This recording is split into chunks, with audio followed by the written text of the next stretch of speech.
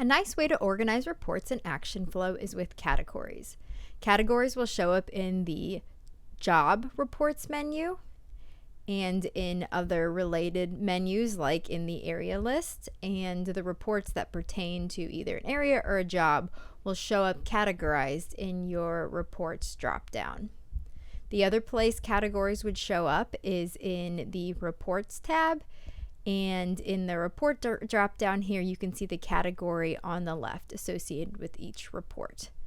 The way to set this up is in the Administration tab, and then you go to Report Configurations, and on the middle section where it says Properties, each report has a property called Category. So in this example, this estimate report is in the Estimate category.